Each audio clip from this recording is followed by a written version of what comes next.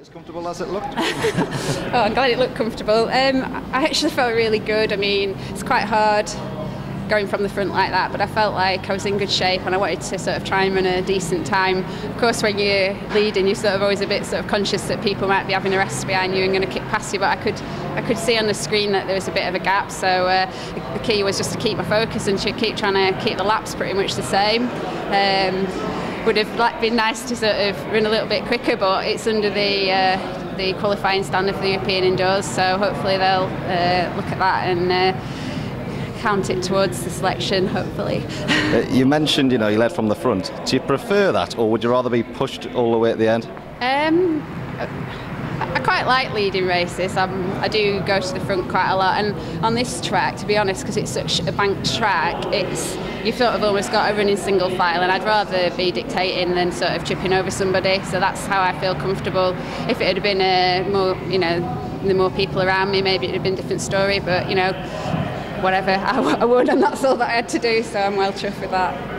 I understand you've been doing altitude training. Yeah. Did that benefit you today? Could you feel a difference? Well, I came back on Thursday morning and I'm sort of feeling a little bit tired from the travel. I wasn't sure how I'd feel, because sometimes when you come down from altitude you feel a bit ropey for the first few days, but I felt amazing. My training had gone really well out there, so I was quite excited to race and just feel like this is my second stint at altitude. I went in through November as well and went back all of January, and I really feel like I'm getting the benefits now because it's a lot higher than I've been before.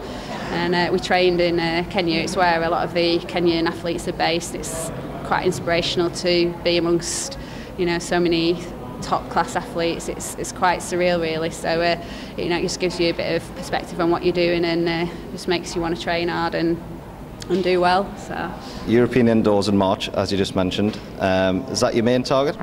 Yeah, definitely for the indoor season. I want to just concentrate on 3000s this indoors, and just hopefully get to the European Indoors. I've been fourth twice at the indoors on the 1500 metres, so it would be an absolute dream to do better than that. So that's my aim.